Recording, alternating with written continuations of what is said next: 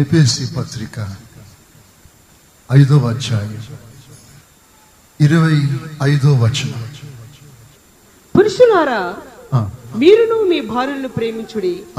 అటువలే క్రీస్తు కూడా సంఘమును ప్రేమించి అది కలంకమైనను ముడతైనను అట్టిది మరి ఏదైనను లేక, అది కలంకమైనను ముడత అయినను అట్టిది మరి ఏదైనను లేక, అలాంటి బలహీనతలు ఏది లేక పరిశుద్ధమైనది గాను నిర్దోషమైనది గాను మహిమగల సంఘముగాను ఆయన తన ఎదుట దాన్ని నిలబెట్టుకొనవలెనని, ఆయన తన ఎదుట ఈ మహిమగల సంఘాన్ని నిలబెట్టుకోవాలనని వాక్యముతో ఉదక స్నానము చేత వాక్యముతో బాగా స్నానం చేయించి దానిని పవిత్రపరిచి ఆ సంఘాన్ని పవిత్రపరిచి పరిశుద్ధపరచుటకై దాని కొరకు ఆ మహిమ కలిగిన సంఘము కొరకు తన్ను తాను అప్పగించుకొనేను. దేవునికి స్తోత్రం చదువు గట్టిగా, హుషారుగా, సంతోషంగా, ఇంకా గట్టిగా. తన్ను తాను అప్పగించుకున్నాడు. He gave himself. దేని కొరకు తన్ను తాను అప్పగించుకున్నాడు అంటే, ముడత, మచ్చ, డాగు, కలంకము లేని ఒక పరిశుద్ధమైన మహిమ కలిగిన సంఘము కొరకు యేసయ్య తన్ను తాను అప్పగించుకున్నాడు. ఏం అప్పగించుకున్నాడు?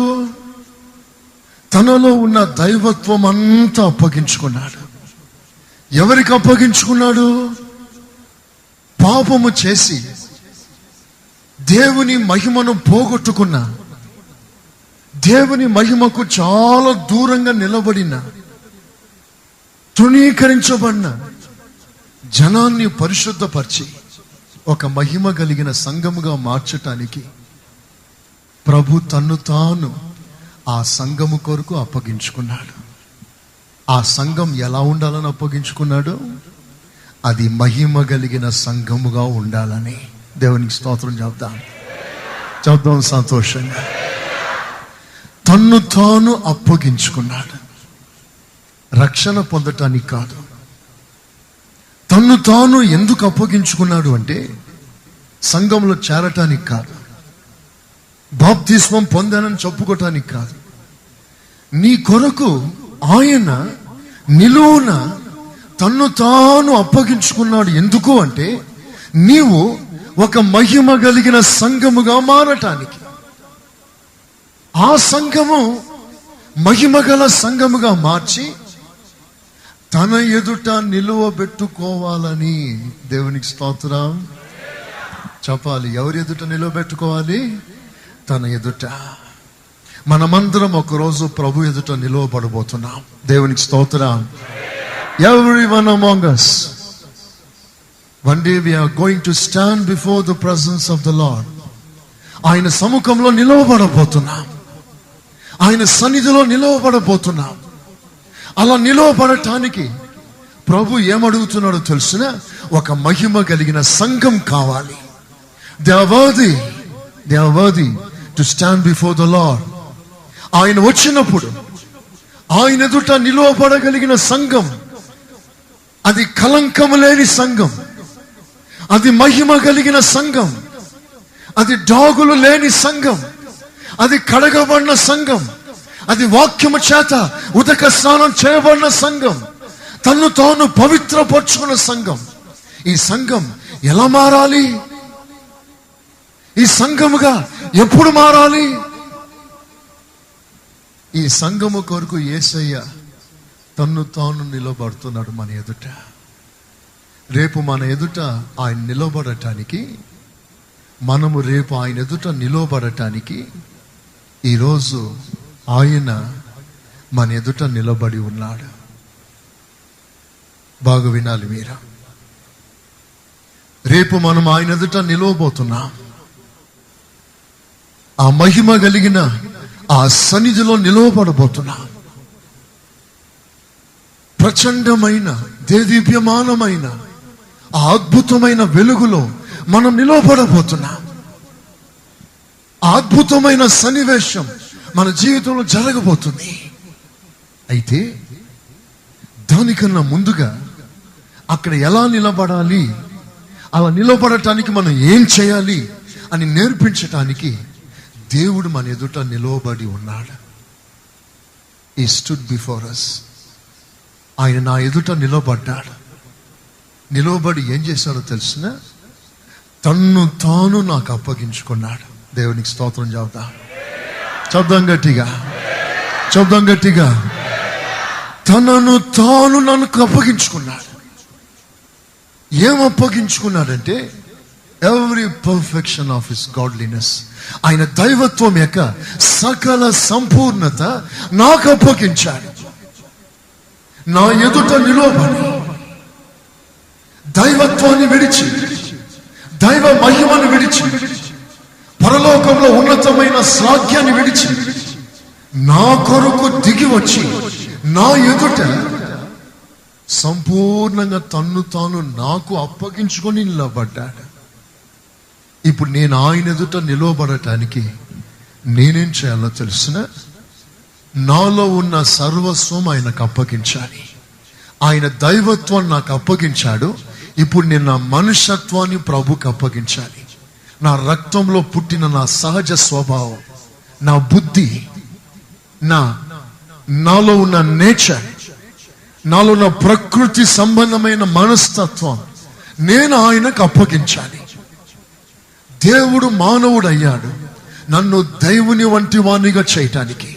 ఇప్పుడు నేనేం చేయాలంటే నా మానవత్వంను, నా రక్తంలో పుట్టిన నా స్వభావాన్ని, నా మొండితనాన్ని, నా వైఖరిని, నా స్వభావాన్ని ప్రభువుకు అప్పగించి ఆయన ఎదుట నేను నిలబడాలి. అప్పుడు నావన్నీ ఆయన అంగీకరించి ఆయనవన్నీ నాకు ఇచ్చినప్పుడు నేను ఆయన వలే మారి రేపు మహిమగల సన్నిధిలో నిలవబడటానికి నేను యోగ్యునిగా మార్చబడతాను. దేవునికి స్తోత్రం, దేవునికి స్తోత్రం. ఇదొక ఉన్నతమైన బోధ, అత్యున్నతమైన అనుభవం. మనం ఆయన ఎదుట నిలవబడటానికి దేవుడు అన్ని ఏర్పాట్లు చేసి పరిశుద్ధ గ్రంథంలో రాయించాడు. చరిత్రాత్మకమైన సంఘటనలు రాశాడు, ఉపమాన భాషలో బోధించాడు, సాదృశ్య రూపకంగా బోధించాడు, ఉపదేశపూర్వకంగా బోధించాడు, వాస్తవపూర్వకంగా బోధించాడు, ప్రవచనానుసారంగా బోధించాడు. నీవు ఆయన ఎదుట ఎలా నిలబడాలి, how to stand before his presence, who is worthy enough to stand in his presence. ఆయన వచ్చినప్పుడు ఆయన ఎదుట నిలవబడగలిగిన వారు ఎవరు, ఎవరు నిలవబడతారు, ఎవరు అర్హులు? క్రైస్తవులందరూ కాదు. ఎవరు అంటే మహిమ కలిగిన సంఘముగా తన్ను తాను ప్రభుకు అప్పగించుకోవటానికి ముందుకొచ్చిన వారు. ఎన్నో విషయాలు బైబిల్లో రాయించారు. ఒక ప్రవచన వాక్యాన్ని మీకు ఎత్తి చూపిస్తాను. The word of prophecy. ఆ ప్రవచనానుసారమైన వాక్యం ఇర్మియా పుస్తకం 50వ అధ్యాయం 20వ వచనం. జెరమయా 50:20. ఆ కాలమున ఆనాటి ఇశ్రాయేలు దోషమును, ఆనాటి ఇశ్రాయేలీయుల దోషం వెదకినను, ఎంత వెదకినా అది కనబడకుండా, ఒక్కటైనా కనబడదు. యూదా పాపములు వెదకినను, యూదా వారి పాపాన్ని ఎంత వెదకినా అవి దొరకవు, ఒక్కటైనా దొరకదు. శేషించేసిన వారిని నేను క్షమిస్తాను. ఇదే యెహోవా వాక్కు. చేతులెత్తి దేవునికి స్తోత్రం చెప్దాం, చూద్దాం గట్టిగా. ఆ కాలమున, ఇన్ దోస్ డేస్, ఇశ్రాయేలు వారి పాపాన్ని ఎంత వెతకాలని ప్రయత్నం చేసినా ఒక్క పాపం కనబడదు, ఒక్క దోషం వారిలో కనబడదు. ఎంత వెతకినా ఎంత పట్టుకోవటానికి ప్రయత్నం చేసినా వారిలో ఒక్క తప్పిదం, ఒక్క పాపం కనబడదు. అదేంటో తెలిసిన మహిమ కలిగిన సంఘం, ముడత మచ్చ డాగులేని ఒక మహిమ కలిగిన సంఘం యొక్క ప్రవచన వాక్యం. అదొక ప్రవచన వాక్యం. ఆ మాట అన్ని ఏమంటున్నాడో తెలుసిన, ఇది నా వాక్కు అంటున్నాడు. దేవునికి స్తోత్రం చెబుతా. ఇది నేను మాట్లాడుతున్నాను. This is my word. ఇది యెహోవా వాక్కు. ఏమిటయ్యా నీ వాక్కు? ఒక కాలం రాబోతుంది. ఆ కాలం ఎంత వెతికినా ఒక్క పాపం, ఒక్క పొరపాటు, ఒక్క బలహీనత నీలో కనబడదు. రెండు చేతులు పైకెత్తుదాం ఒకసారి. దేవానికి స్తోత్రం, మంచి దేవానికి స్తోత్రం. ఒక్క పాపము లేకుండా చేయువాడానికి స్తోత్రం. దోషము కానరాకుండా చేయువాడానికి స్తోత్రం. అందరూ స్తుతించండి. కొన్ని క్షణాలు ప్రభుని స్తుతించండి. పరిశుద్ధపరచువాడా, దోషము లేకుండా చేయవాడా, ఒక మహిమ కలిగిన సంఘముగా నన్ను మార్చువాడా. రీ కరవలారా తీక షంధరవలారా. Thank you Jesus, thank you Jesus. దోషము లేని వాడా, దోషిగా మారితివా, నా పాపముకై నా శాపముకై. దోషము లేని వాడా, దోషిగా మారితివా, నా పాపముకై నా శాపముకై. దోషము లేని వాడా,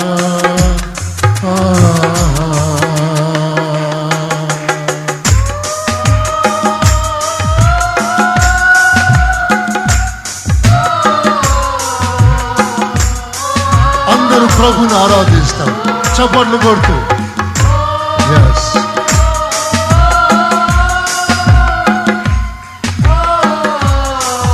yes.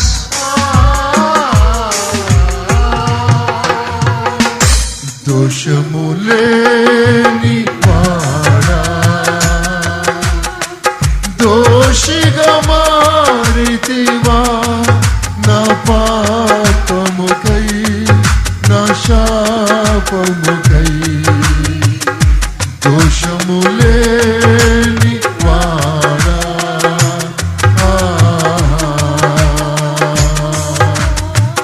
నా పాపమే నిన్ను రాజుల ఎదుట దోషిగా నిలబెట్టగా. నా పాపమే నిన్ను రాజుల ఎదుట దోషిగా నిలబెట్టగా. నలిగి కరిగి పోతివా, రూపము లేని వానిగా. నలిగి కరిగి పోతివా, రూపము లేని వానిగా. దోషుల నడుమ మరణించినావా, దోషుల నడుమ మరణించినావా. దోషము లేని వాడా. ఆమేన్. చప్పట్లు కొడదాం.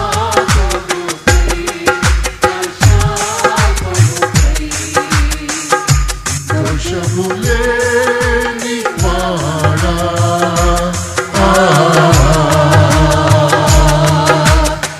ముల్ల కిరీటము తలపై గ్రోచి కళ్ళతో నిన్ను కొట్టగా.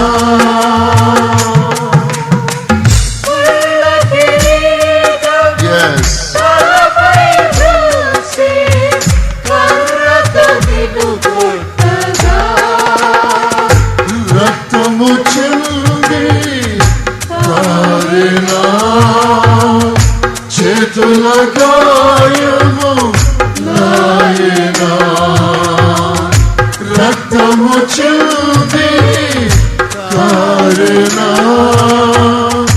మేకుల గాయము లాయనా దోషుల నడుమా మరణించినావా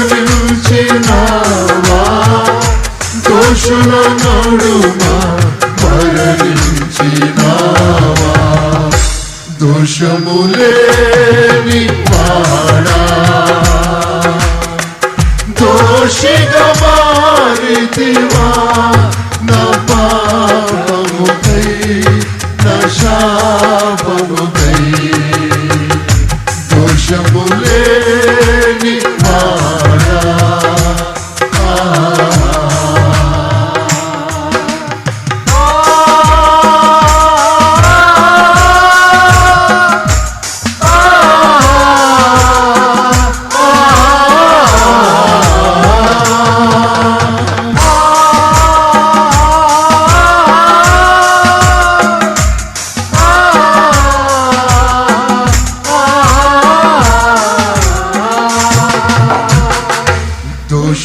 దోషములేని వాడా దోషిగా మారితివా నా పాపముకై నా శాపముకై దోషములేని వాడా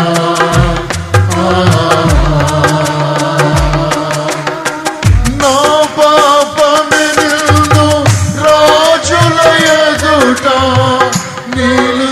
నిలబెట్టగా ఆమేన్ yes yes yes నా పాపమెను రాజుల ఎదుట దోషిగా నిలబెట్టగా నా పాపమెను రాజుల ఎదుట దోషిగా నిలబెట్టగా నలిగి కరిగి పోతివా రూపములేని వానిగా నలిగి కరిగి పోతివా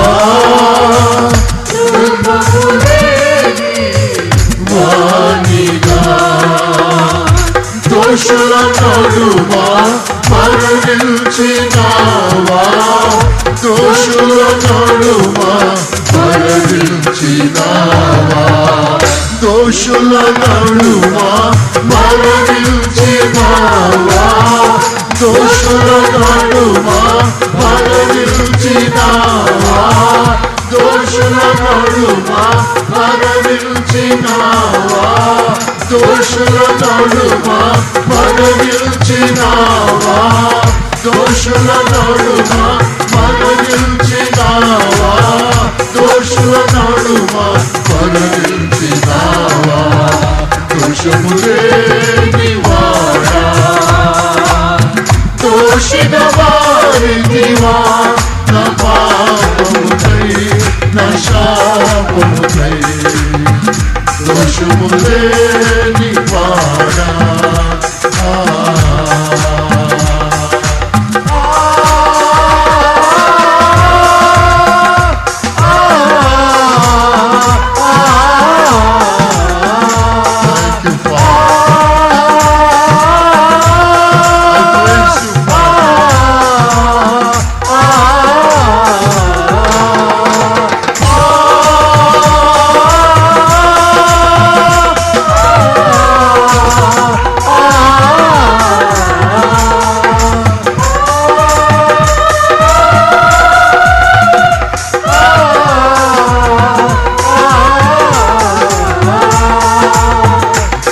దోషములేని వాడా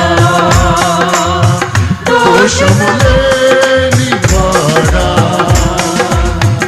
దోషములేని వాడా దోషిగా మారితివా నా పాపముకై నా శాపముకై దోషములేని వాడా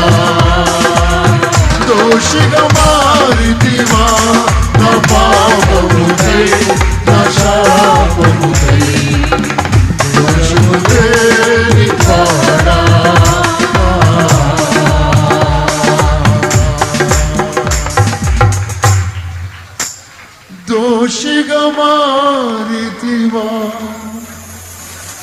నా పాపముకై నా శాపముకై దోషములేని వాడా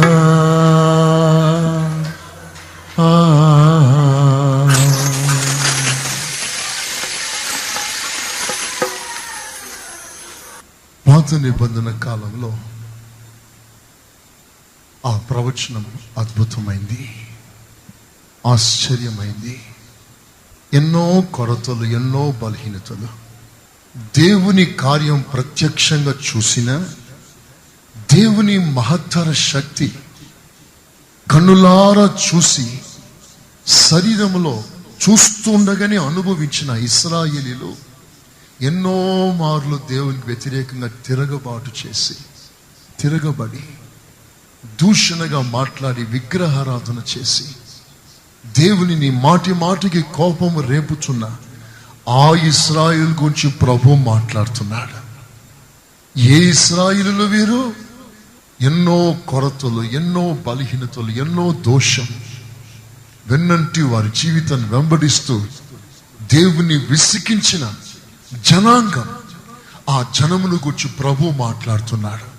ఆనాడు ఇశ్రాయేలు జీవితాల్లో ఎంత దోషము చూడాలని ప్రయత్నం చేసిన వారి మధ్యలో ఒక్క పాపం, ఒక్క బలహీనత కనిపించదు.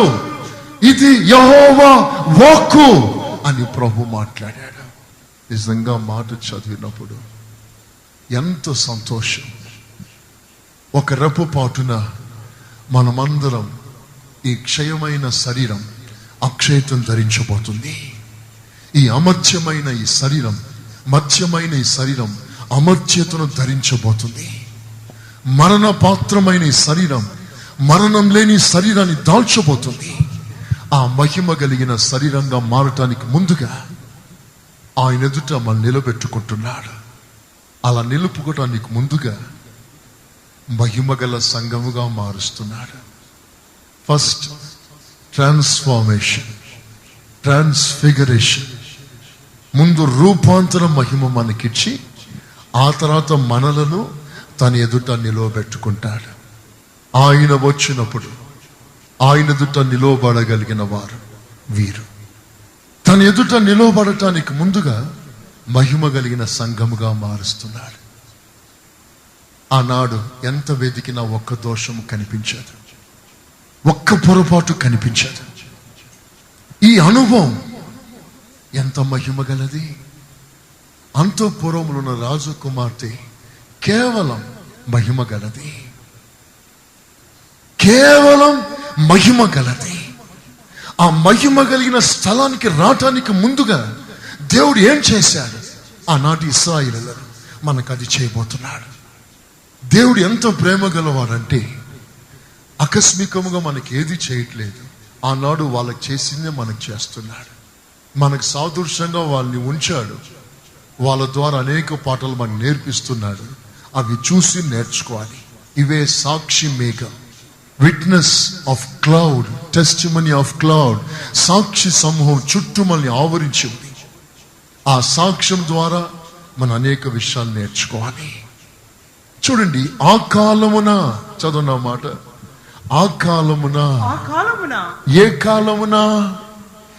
కాలమున పాపం కనబడదు, ఏ కాలమున ఈ సంఘం మహిమగల సంఘంగా మారుతుంది, ఏ కాలం ఆ ఎదుట సంఘం నిలవబడుటకు యోగ్యమైందిగా మార్చబడుతుంది. ఆ కాలం ఏ కాలం? అది పై వాక్యం. ఇశ్రాయేలు వారిని తమ మేత స్థలములకు మరలా తిరిగి రప్పిస్తాను. చాలా ఇశ్రాయేలు వారిని తమ మేత స్థలానికి మరలా రప్పిస్తాను. దేవునికి స్తోత్రం చెప్పండి, చెప్పండి గట్టిగా, చెప్పండి హుషారుగా. Again I give them invitation, I call them. నేను వారిని మరలా పిలుస్తాను. వారు మరలా వచ్చి మేత స్థలంలో వారు మేస్తారు. ఒకప్పుడు మేశారు, ఒకప్పుడు వాక్యాన్ని రుచి చూశారు. ఇప్పుడు దేవునికి దూరం అయ్యారు. వారిలో దోషం ఏర్పడింది, వారిలో కొరతలు ఏర్పడ్డాయి. మరలా ప్రభు కనికరిస్తున్నాడు. మరలా మేత స్థలం తీసుకొస్తాను, వారిని మహిమ గల స్థలంగా మారుస్తాను. ఒక మహిమ కలిగిన సంఘముగా నీవు మారటానికి ముందుగా మరలా మేత స్థలంలోకి నువ్వు రావాలి. ఈ మాటకు అర్థమేంటో తెలిసిన, దేవుని వాక్యం మేత స్థలం, మేత ఆహారం, వాక్యం. వాక్యాన్ని సమృద్ధిగా భుజించే స్థలానికి మరలా ప్రభు నిన్ను తీసుకొస్తాడు. Again he will bring you. ఆహారం సమృద్ధిగా దొరకు చోటుకు తీసుకొస్తాడు. ఇప్పుడు నీకు ఇంట్రెస్ట్ లేదు, ఇప్పుడు నీకు శ్రద్ధ లేదు. దేవుని వాక్యము కంటే భవిష్యత్తు ముఖ్యం, దేవుని వాక్యము కంటే లోక ఘనత ముఖ్యం. అయితే ఆ రోజున నేను తీసుకొచ్చి మరలా మేత స్థలం తెస్తాను. ఆ రోజు మిమ్మల్ని మహిమ గల సంఘానికి ఒక పునాది వేస్తాను.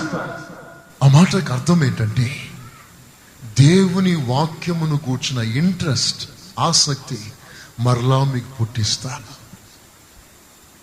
వాక్యం వినాలి, వాక్యం వినాలి.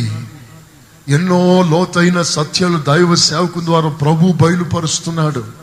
ఇది మామూలు వర్తమానాలు కాదు. హృదయమును స్పందించి దేవుని రాకడ కొరకు సిద్ధపరిచే ఉన్నత ఉపదేశం. దీని కొరకు నాకు ఆసక్తి కావాలి, వైరాగ్యం కావాలి. ఈ మేత స్థలం నాకు దొరికింది చాలు అని పరిగెత్తుకొని ఆసక్తితో పరుగులెత్తుకొని వచ్చే కాలం ఉందే, ఆ కాలమే నీకు మహిమ గల సంఘానికి ఒక పునాది వేయబడిన కాలం. దీనికి కారణం ఏంటంటే, వాక్యం పట్ల శ్రద్ధ లేదు, వాక్యం పట్ల ఆసక్తి లేదు.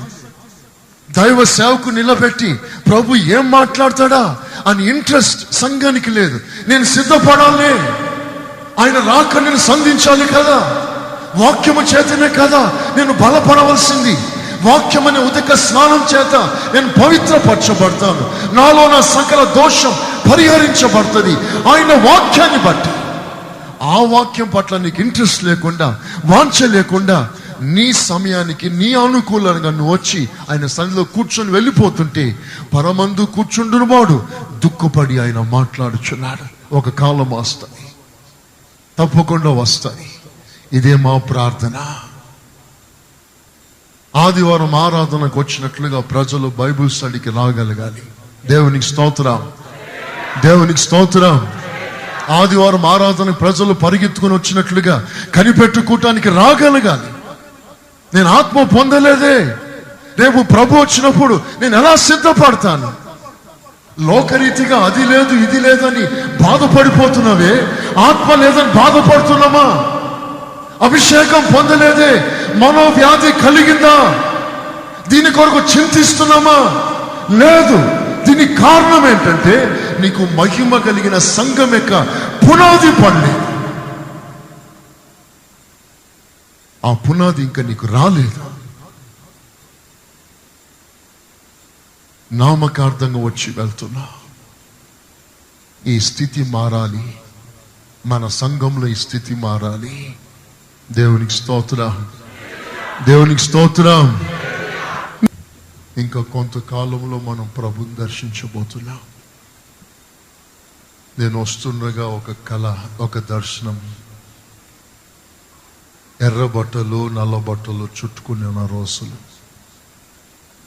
ఆ సహోదరికి మాత్రమే కాదు, చాలా మందికి దర్శనాలు వస్తున్నాయి, కళలు వస్తున్నాయి. సంఘాలు చెదరగొట్టే వాళ్ళు మన మధ్యలోకి వస్తారు. సంఘాలు చెదిరిపోయే అవకాశాలు ఉన్నాయి. నీకు ఒక బలమైన పునాది లేకపోతే నీవు నిలవలేవు. ఈరోజు నా చిన్న బలహీనత వస్తే మనం ప్రభు సన్నిధికి రాలేకపోతున్నాం. చిన్న బలహీనత. we are unable to overcome those infirmities.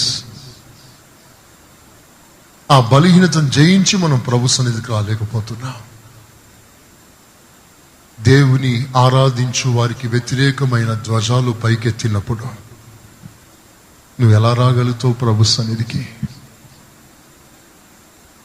ప్రభుని విడిచిపెట్టడానికి సిద్ధపడవా? ఆ కాలం వస్తుంది. ఈరోజు మనకున్న భక్తి ముసుగులన్నీ పోతాయి. ఒక రోజున మనకి సరైన పునాది వేయబడకపోతే, ప్రవచనంగా ఈ మాటలు మీ డైరీలో రాసుకోండి. సాధారణంగా నామకార్థంగా వచ్చి వెళ్ళిపోవటానికి ప్రయత్నం చేయకండి. దేవుని వాక్యం పట్ల ఆసక్తి చూపించండి. సమాజంగా కూడుట విషయంలో నిర్లక్ష్యం చేయకండి. Postpone your appointments, come to his appointment. దేవుడు నియమించిన సమయాన్ని, అపాయింట్మెంట్కి నువ్వు రా. నీ కార్యక్రమాలను తర్వాత పోస్ట్పోన్ చేసుకోండి. కొద్ది రోజులు ఒక సరైన పునాది నువ్వు వేసుకో. సరైన పునాది పడాలి. భయంకరమైన తుఫాన్లు, గాలులు వీస్తాయి, నీ ఆత్మీయ జీవితాన్ని కదిలిస్తాయి. నీవు కేవలం నీ భవిష్యత్తు, నీ క్షేమం, నీ ఆరోగ్యం, నీకు మంచి ఎస్టాబ్లిష్మెంట్, ఒక మంచి స్టేటస్, దీని గురించి నువ్వు ఆలోచిస్తున్నావు. కానీ what is your spiritual status? నీ ఆత్మీయ స్థితి ఏమిటి? మనం ఎంతవరకు ప్రభులో బలపడగలిగినాం? ఈ చింత లేకయే మనం సాగిపోతున్నాం. ఇదిగో ఆ కాలమున ఇశ్రాయేలు వారి దోషములంతా నేను పరిహరిస్తాను. ఎంత వెతికినా కనిపించదు. ఏ కాలమో తెలుసిన? ఆ కాలం దేవుని వాక్యం పట్ల ప్రజలు ఆసక్తి చూపిన కాలం. అది దేవుడు అంటే ప్రాణం మాదిరిగా ప్రేమించి పరిగెత్తుకుని వచ్చే కాలం. అది నిర్లక్ష్యం మానుకున్న కాలం. అది వైరాగ్యాలు మానుకున్న కాలం. అది దేవుని ప్రేమించి పరిగెత్తుకొని ప్రభు సన్నిధికి వచ్చి, పాస్టర్ గారు ఉన్నా లేకపోయినా దేవుడు ఉన్నాడు అనే తలంపుతో పరుగులెత్తుకొని వచ్చే ఆ కాలం. అది ఆ కాలం త్వరగా ప్రభు మనకు అనుగ్రహించునుగాక. ఆమేన్, ఆమేన్. ఆ కాలంలో దేవుని వాక్యం పట్ల ప్రజలకు ఇంట్రెస్ట్ పెరిగిన తర్వాత దేవుడు ఏం చేస్తాడో తెలుసునా? మిమ్మల్ని చేయి పట్టుకొని 4 స్థలాలకి నడిపిస్తాడు. నంబర్ 1 వారు Carmel. Number 2 Bashan. Number 3 Ephraim. Number 4 Gilead. ఈ 4 స్థలాల్లో దేవుడు నీకు మేతనిస్తాడు. God will feed you in these 4 places. చదువు నా మాటని. వారు కర్మేలు మీదను, వారు కర్మేలు మీదను, బాషాను మీదను మేయుదురు. బాషాను మీదను మేయుదురు. ఎఫ్రాయిము కొండల మీదను, ఎఫ్రాయిం కొండల మీద, గిలాదులోను మేయుదురు. గిలాదులోను వారు మేస్తారు. మేసి సంతృష్టి నొంది ఉంటారు. They will be totally satisfied in the presence of the Lord. They are totally satisfied in His presence.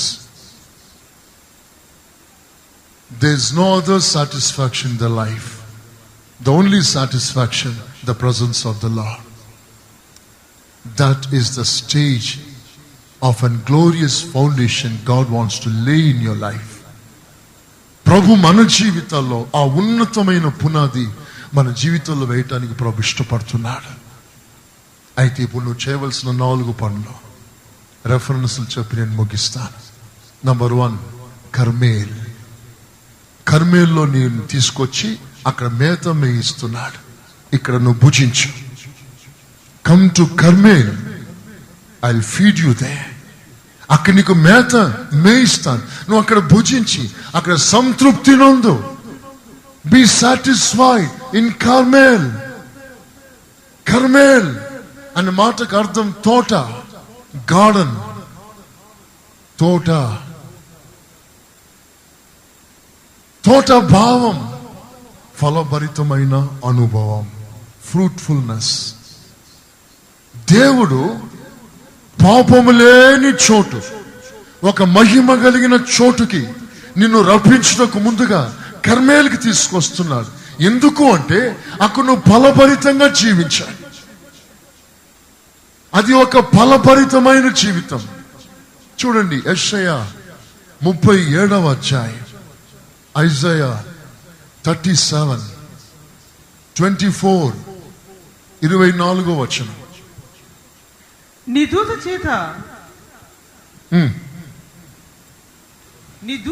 దూతను చేత యెహోవాను తిరస్కరించి నీవిలాగు పలికితివి, నా రథముల సముదాయముతో నేను పర్వత శిఖరముల మీదికి లెబానోను పార్శ్వములకు ఎక్కి ఉన్నాను. ఎత్తుగల దాని దేవదారు వృక్షములను శ్రేష్టమైన సరళ వృక్షములను నరికివేసి ఉన్నాను. వాని దూరపు సరిహద్దులలో ఉన్న సత్రములలోనికి కర్మెలు ఫలవంతములకు క్షేత్రమైన అడవిలోనికి కర్మేలు ఫలవంతమగు క్షేత్రం. కర్మేలు ఫలవంతమైన క్షేత్రం. A land of fertility and fruitfulness. దేవుడు మనల్ని ఎక్కడికి నడిపిస్తున్నాడంటే ఫలభరితమైన కర్మేలు. నాకు దేవునికి స్తోత్రం. చదువు గట్టిగా. ఫలభరితమైన అనుభవంలోకి నడిపిస్తున్నారు. ఒక మహిమ కలిగిన స్థలానికి నువ్వు రావటానికి ముందుగా నువ్వు ఫలించు అనిగా కనిపించాలి. నువ్వు ఫలవంతమైన ఒక విశ్వాసిగా కనిపించాలి. ఈరోజు అనేక విశ్వాసుల జీవితాల్లో అనేక ఫలాలు ఒకటి రాలిపోతా ఉన్నాయి. ఎన్నో ఫలాలు రాలిపోతున్నాయి. విచిత్రమైన సంగతి, ఒకనాడు కర్మెల్లో ఏం జరిగిందో తెలిసిన, ఫలాలు మాత్రమే కాదు, ఆకులు కూడా రాలిపోయాయట. చూడు నా మాట బైబిల్లో, యెషయా 33వ అధ్యాయం 9వ వచనం. దేశము దుఃఖించి క్షీణిస్తున్నది. దేశము దుఃఖించి క్షీణిస్తుంది. లెబానోను సిగ్గుపడి వాడిపోవచ్చున్నది. లెబానోను సిగ్గుపడి వాడిపోతుంది. షారోను ఎడారిగా మారిపోతుంది. బాషాను కర్మేలు తమ చెట్ల ఆకులు సహితం రాల్చుచున్నది. ఆకులు కూడా రాలిపోతున్నాయి. ఫలాలు ఎక్కడుంటాయి? ఇది ప్రజెంట్ స్టేజ్. అనేక విశ్వాసులో ఫలము కాదు కానీ ఆకులు కూడా రాలిపోతున్నాయి. కనీసం షాడో, నీడ కూడా లేదు. నీ నీడలో ఎవరు విశ్రమించలేని పరిస్థితి. నీలో వచ్చిన ఫలము తిని తృప్తిపడే అనుభవాలు పోయింది కానీ కనీసం నీడ, నీ వలన 10 మందికి నీడ కూడా లేని పరిస్థితి. ఆదరణ గల మాట ఒకటైనా నీ నోట రాలేదు. దరి చేర్చి దగ్గరికి చేర్చి పరామర్శించే వానిగా నీవు లేని పరిస్థితి. ఒకనాడు యేసు ప్రభు ఆకలితో అంజూరపు చెట్టు దగ్గరికి వెళ్ళి తన ఆకలి తీర్చుకుందామని ఆకులతో నిండి ఉన్న ఆ చెట్టు దగ్గర తప్పకుండా పండ్లు ఉంటాయని ఆశించి ఆ చెట్టు దగ్గరికి వెళ్ళాడు. ఆకలిగా ఉంది, నా ఆకలి తీర్చగలవా? అంజూరపు చెట్టు ప్రభు చూశాడు. చూసినప్పుడు ఆకులు తప్ప పండ్లు ఒక్కటైనను లేదు అని రాస్తుంది. ఒక్క పండు కూడా లేదట. అప్పుడు ప్రభు ఏం చేశాడు? ఆ చెట్టును శపించాడు. శపించిన వెంటనే ఏం జరిగింది? కొమ్మలు వాడిపోయాయా? ఆకులు రాలిపోయాయా? ఏం జరిగిందో తెలుసిన? బిగినింగ్ ఫ్రమ్ ద రూట్, వేరు మొదలుకొని అంత క్షణాల్లో ఎండిపోయింది. ఎందుకు అంత కోపం వచ్చింది దేవునికి?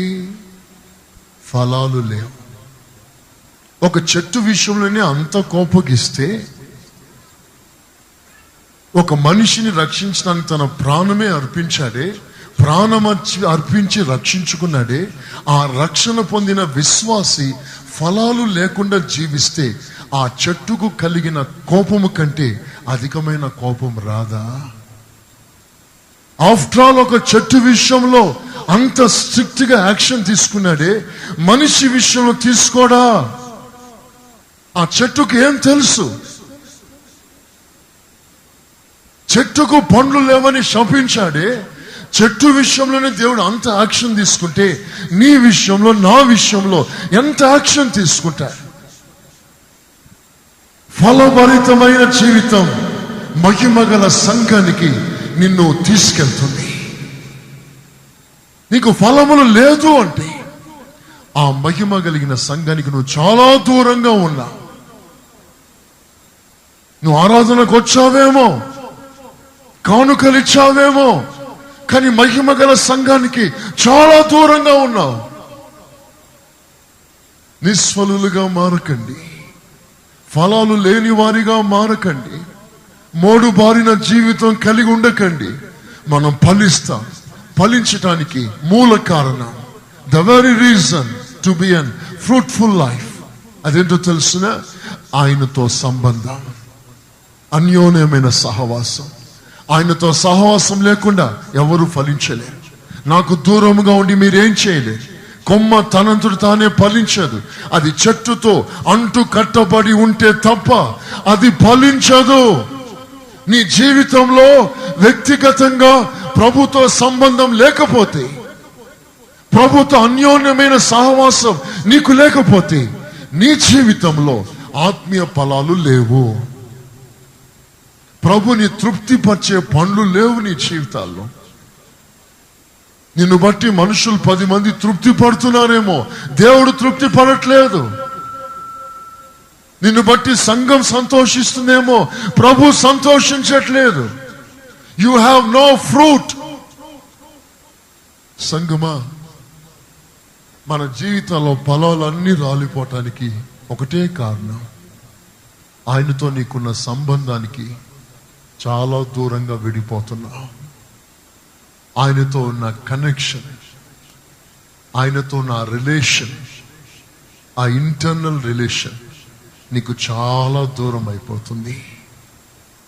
ఏదో ఆశించి వెళ్ళిపోతున్నావు లోకానికి, ఏదో సంపాదించామని, ఏదో సాధిస్తామని, ఏదో చేస్తామని దూరంగా వెళ్ళిపోవాలని ఆశిస్తున్నావు. ఆ దూరంలో ఏదో సాధించాలని కోరుకుంటున్నావు, కానీ ప్రభుకు నువ్వు దూరం అయిపోతున్నావు. ఒక మాట నిర్ణయం చేసుకోండి. మీ మనసులో సువర్ణాక్షరాల్లో రాసుకోండి. ఫలభరితమైన జీవితము కంటే ఈ లోకంలో నాకు ఎంత డబ్బు వచ్చేదున్నా, ఎన్ని బంగారాలున్నా, ఎంత ఘనత ఉన్నా, ఎంత పేరున్నా అదంతా మనకి వేస్ట్. ఒక నిర్ణయం మనకు కావాలి. ఆయనతో నాకున్న సంబంధం కంటే మరి ఏది నాకు అక్కర్లేదా? ఆ సంబంధం కొరకు నువ్వు ఏవేవో విడిచిపెట్టవలసి వస్తుంది. విడిచిపెట్టేసాయి. నాకు ఆయనతో సంబంధం కావాలి. ఎందుకు? నేను ఫలించాలి, నేను ఆయనకు ఫలములు ఇవ్వాలి. నా ఫలముల కొరకు తండ్రి ఎదురు చూస్తున్నా. ఆయన వ్యవసాయకుడు, నాకు కావలసిన ఏర్పాట్లన్నీ చేశాడు. నేను ఫలించాలని ఎదురు చూస్తున్నాడు. రాళ్ళు ఏరాడు, కంచె కొట్టివేశాడు, రాళ్ళు రప్పలు ఏరేసి సేద్యపరిచి దున్ని బీటు భూమిగా ఉన్న ఆ స్థలాన్ని సారవంతముగా మార్చి శ్రేష్టమైన తీగ ఒకటి నాటి మంచి ఫలాల కొరకు మనలో ఎదురు చూస్తున్నారు. మనమేమో ఆయనతో సంబంధాన్ని తెంచుకొని బాగుపడదాం అనుకుంటున్నాం. లోకంలో ఏదో సాధిస్తాం అనుకుంటున్నాం. ఆ స్థితిలో మనం ఏమి చేయలేం. కనుక ఒక తీర్మానం, ప్రభా నీతో నాకు సంబంధం ముఖ్యం. దేవునికి స్తోత్రం.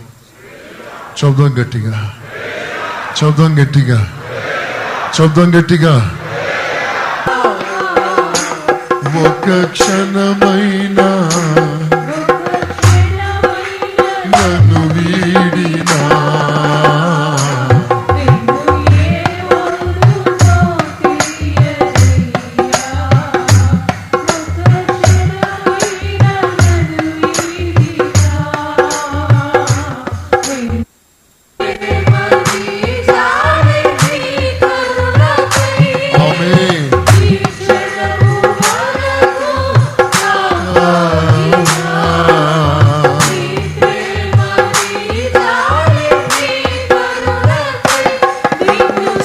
స్తుతించుచు కొనియాడుచు నేనిలా బ్రతుకుచున్నానయ్యా. నిన్ను స్తుతించుచు కొనియాడుచు నేనిలా బ్రతుకుచున్నానయ్యా. ఒక క్షణమైనా నన్ను వీడినా నేను ఏమవుతునో తెలియదయ్యా.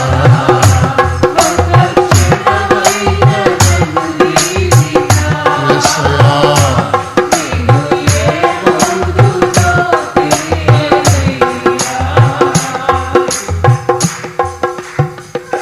ఏమైపోతామో మనకు తెలియదు. ఆ స్థితి ఆలోచించడం కూడా మహాభయంకరమైంది. ఒక్క క్షణం, ఫ్రాక్షన్ ఆఫ్ మూమెంట్స్ ఆయన మళ్ళీ విడిచిపెట్టేస్తే మనం ఏమైపోతామో మనకు తెలియదు. ఆయన చేయి గట్టిగా పట్టుకుందాం. దేవునికి స్తోత్రం, దేవునికి స్తోత్రం. నీవు రాకపోతే ఒక్క అడుగు కూడా నేను వేయలేను ప్రభా, ఒక్క అడుగు వేయలేను ప్రభా. నేను నీవు లేని అడుగు నాకు దూరమగునుగాక. మోషే అన్నాడు, నా ప్రయాణం కాదు,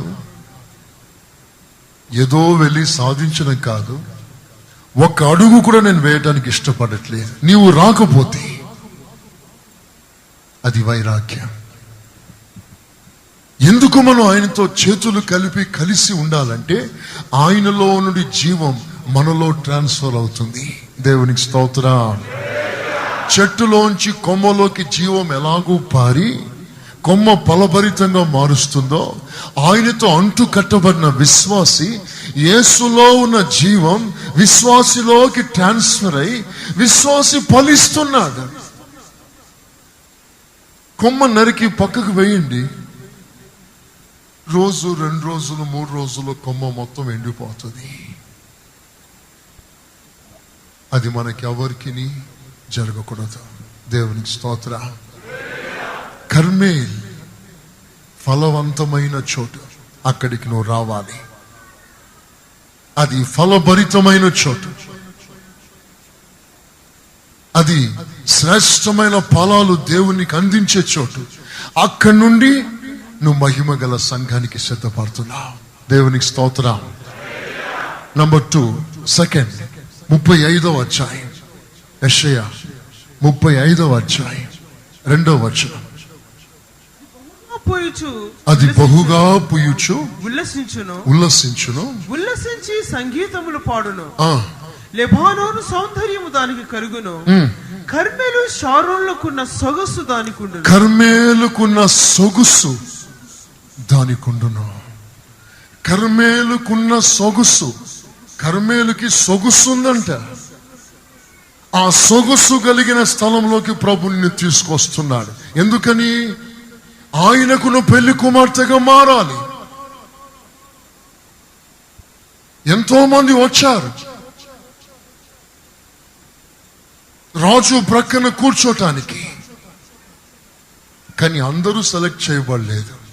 ఎస్తేర్ ఒకటే ఎన్నుకొనబడింది. కారణం సొగుసు గలది. దేవునికి స్తోత్రం. చదువు గట్టిగా, చదువు గట్టిగా. సొగుసు గలది. రాజు ప్రక్కన కూర్చుని అర్హత సంపాదించుకుంది. మహిమ కలిగిన సంఘముగా ఆయన ఎదుట నిలబడుటకు ముందుగా సొగసు కలిగిన స్థలంలోకి రా. అక్కడ ప్రభుని అలంకరించడం ప్రారంభిస్తాడు. He will decorate you. ఆత్మ సంబంధమైన అలంకారములతో, హృదయ అలంకారముతో, వెండి బంగారాలతో కాదు, అక్షయ అలంకారముతో, దీన మనస్సుతో, సాత్వికమైన మనస్సుతో, ప్రేమించే స్వభావంతో, క్షమించే స్వభావంతో, దగ్గర చేర్చే స్వభావంతో, సహించే స్వభావంతో, చిన్నవాడైనా తక్కువవాడైనా హెచ్చించే స్వభావంతో నిన్ను అలంకరిస్తాడు.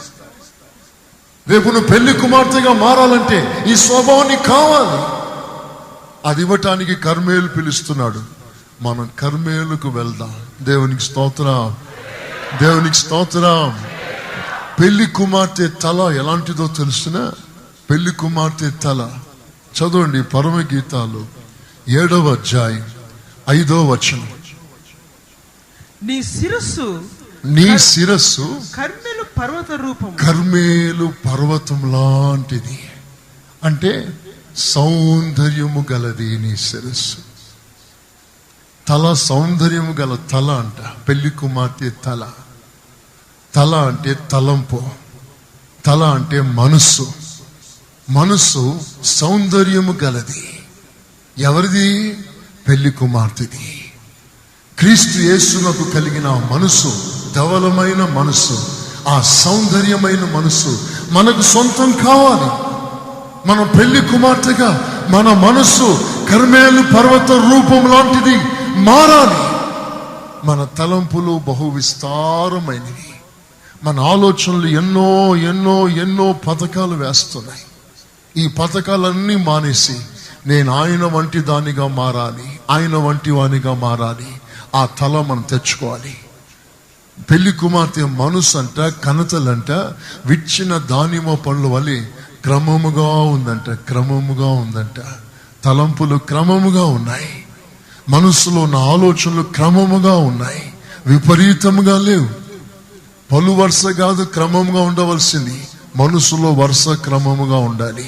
దేవునికి స్తోత్రం, దేవునికి స్తోత్రం, దేవునికి స్తోత్రం. ఆ మనసులో క్రమం అవసరం. ఎందుకు అంటే అది కర్మేల్లో దేవుడు ఇస్తున్నాడు. నీ మనసు విపరీతమైందైతే, నీ మనసులో రకరకాల ఆలోచనల చేత ప్రభు సన్నిధికి రాలేని పక్షంలో ఉన్నట్లయితే రా కర్మేలికి. దేవుడు నిన్ను సొగుసు గలవానిగా మారుస్తాడు. దేవునికి స్తోత్రం. నంబర్ 2వది ఏమన్నా నేను ఇప్పుడు? సొగుసు గలది. చూడండి, 3వదిగా మీకా పుస్తకం 7వ అధ్యాయం 14 వచనం. మీకా 7:14. నీ చేతి కర్ర తీసుకొని నీ జనులను కర్మేలునకు చేరిన అడవిలో, నీ జనులను కర్మేలులో ఉన్న అడవిలోనికి ప్రత్యేకముగా నివసించు నీ స్వాస్థ్యపు వారిని, ప్రత్యేకంగా నివసించు నీ స్వాస్థ్యపు వారిని మేపుము. తోడుకు వెళ్ళి కర్మేల్లో మేపుము. కర్మేల్లో ఎవరున్నారో తెలుసునా? కర్మేల్లో మేత మేసేవారు ఎవరో తెలుసునా? ఎవరు పడితే వారు అక్కడికి రావటానికి కుదరదు. ఎవరు రావాలంటే ప్రత్యేకంగా నివసించు వారు మాత్రమే అక్కడ అర్హులు. అక్కడ ఎంత మంచి మాట రాస్తుంది చూసారా? ప్రత్యేకంగా నివసించు స్వాస్థ్యపు వారిని మేపుము. ఎక్కడ మేపాలి? చవాలి కర్మేల్లో. ఎవరిని మేపాలి? కర్మేల్లో ప్రత్యేకంగా నివసించువారు. ఈ ప్రత్యేకత లేని వారు కర్మేలుకి రాలేరు. కర్మేలుకి రాకపోతే మహిమగల సంఘానికి రాలేరు. మహిమగల సంఘానికి రావాలంటే కర్మేలుకి రావాలి. కర్మేలుకి రావాలంటే నువ్వు ప్రత్యేకంగా నివసించాలి. You need and separation.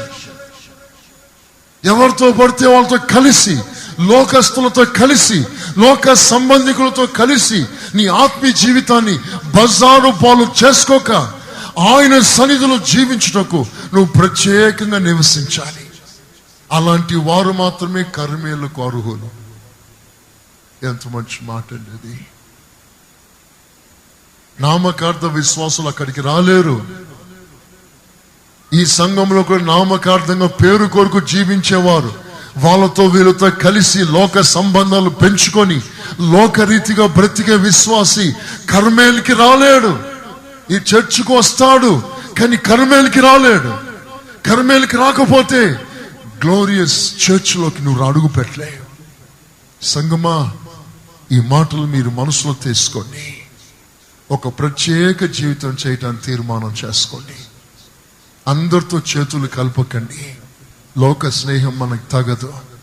లోకానికి వేరుగా, దూరంగా ప్రభుకు సమీపంగా ఆయన సన్నిధిలో జీవించి మహిమ గల సంఘం కొరకు సిద్ధపడదాం. దేవునికి స్తోత్రం. అన్నిటికంటే ముఖ్యమైనది కర్మేల్లో ఉన్న స్పెషాలిటీ ఏంటో తెలుసిన? కర్మేల్లో ఉన్న స్పెషాలిటీ, కర్మేల్లో అదొక అద్భుతమైన స్థలం. ఒంటరి వాడైన ఏలియా దేవుని పక్షంలో నిలవబడి వేలాది మంది ప్రజలు తమాషా చూస్తుండగా, రాజు, చక్రవర్తులు, మంత్రులు ఈ ఏలియాకి వ్యతిరేకంగా నిలబడి సవాలు విసురుతుండగా, ఏలియా ఒక్కడు నిలవబడి వాళ్ళందరినీ ఎదిరిస్తూ యెహోవాయే నిజమైన దేవుడు అని చెప్పి అగ్ని రూపకంగా దీన్ని నిరూపించుకుందామని వాళ్ళు బలిపీఠం కట్టారు. ఇతడు బలిపీఠం కట్టడానికి రెడీగా ఉన్నాడు. వాళ్ళు కట్టారు, కట్టి బలి అర్పించారు.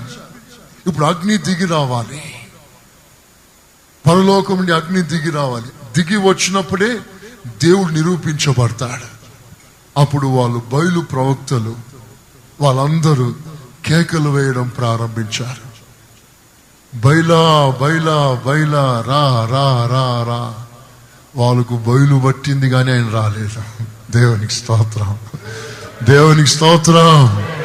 రాలేదు. ఇక వాళ్ళు అర్చి అర్చి అర్చి ఏం చేశారంటే కత్తులతో శరీరాన్ని పొడుచుకున్నారు, రక్తాన్ని కార్చుకుంటున్నారు, గాయపరుచుకుంటున్నారు. రా బయలుదేవత, రా రా అని కేకలు వేస్తున్నారు. ఆయన రాలేదు. ఇప్పుడు ఏలియా వచ్చాడు. పడగొట్టబడిన బలిపీఠాన్ని సరిచేశాడు. 12 రాళ్లతో పునాది వేసి బలిపీఠాన్ని కట్టాడు. బలిపీఠాన్ని కట్టి దాని మీద బలులు అర్పించి చిన్న ప్రార్థన చేశాడు. ఏలియా, దేవనే శీఘ్రమావా. దేవునికి స్తోత్రం. హల్లెలూయా, హల్లెలూయా. ఏలియా, దైవమా, నేను నీ సేవకుడనైతే, నీ మాట చొప్పున ఇవన్నీ నేను చేసిన వాడనైతే నీవు దిగిరా. ఒక్క మాట ప్రార్థన చేశాడు. ఆకాశం నుండి అగ్ని దిగి వచ్చింది. చపలు కొడదాం గట్టిగా.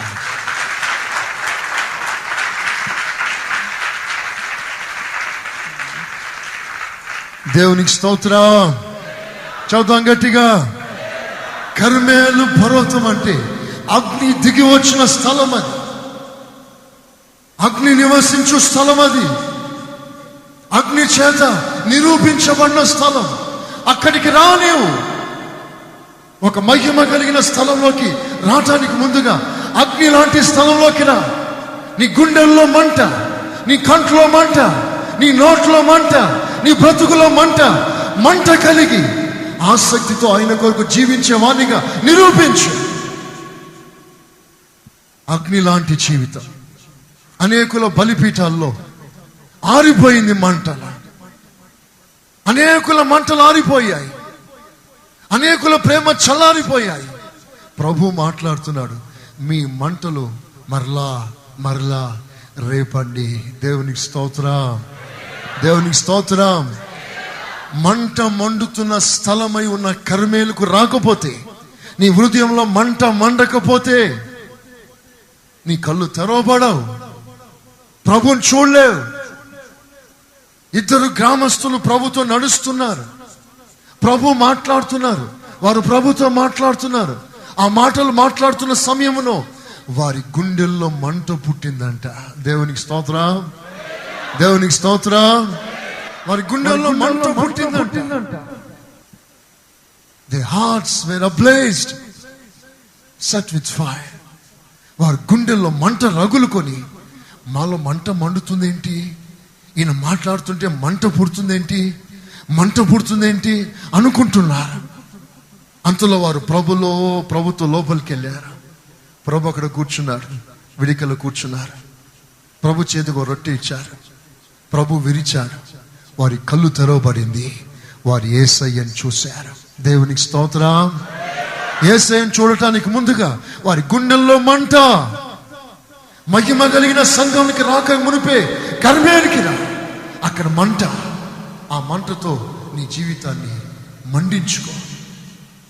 దేవుని ఇంటిని కూర్చున్న ఆసక్తితో నీ బ్రతుకును కాల్చుకో. చల్లారిపోయిన క్రైస్తవునిగా నువ్వు బ్రతకవద్దు. ప్రభు కొరకు మండిపడు. దేవునికి స్తోత్రం, దేవునికి స్తోత్రం.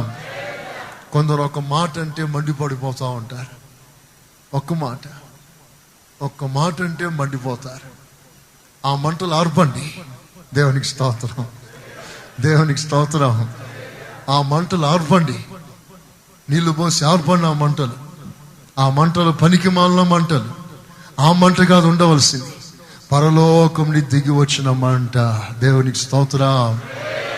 కర్మేలు మండుతున్న స్థలం. లాస్ట్ పాయింట్, కర్మేలు అనగా మరో అనుభవం ఏంటో తెలిసిన, ప్రచండమైన వర్షాన్ని కురిపించిన స్థలం. దేవునికి స్తోత్రం, హల్లెలూయా.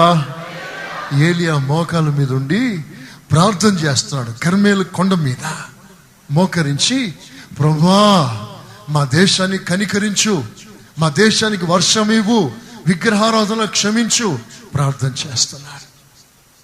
సముద్రం నుంచి ఒక చెయ్యంత మేఘం పైకి లేచింది. చెయ్యంత మేఘమే కదా. ఈ మేఘం దేశానికి ఏం సరిపోతుంది? ప్రభువా పెద్ద మేఘం కావాలయ్యా. ఏడుస్తున్నాడు, ప్రార్థన చేస్తున్నాడు. ఆ మేఘం అంతా, చెయ్యంత మేఘం పైకి లేచి దేశం అంతా మేఘంగా మారింది. దేవునికి స్తోత్రం. చెయ్యంత మేఘాన్ని దేశం అంతా మేఘంగా మార్చగలిగిన దేవుడు మన దేవుడు. దేవునికి స్తోత్రం, హల్లెలూయా, హల్లెలూయా. ఈ ప్రాంతంలో చిన్న ఉద్యమం రేగవచ్చు. ఈ చిన్న ఉద్యమం మన ప్రాంతం అంతటిగా అంటుకోవాలి. అలాంటి కర్మేలు యోధులు ఇక్కడ లేవాలి. దేవునికి స్తోత్రం, దేవునికి స్తోత్రం. తీర్మానం చేసుకొని రండి, మోకరించండి. కర్మేల్లో దైవజనులు ఏలియా ప్రార్థన చేసినట్లుగా పట్టుదల కలిగి ప్రార్థన చేయండి. మేఘం చెయ్యంత పైకి లేచి అది దేశమంతా విస్తరించి కడవరి వర్షముగా దిగనివ్వండి. దేవునికి స్తోత్రం, హల్లెలూయా.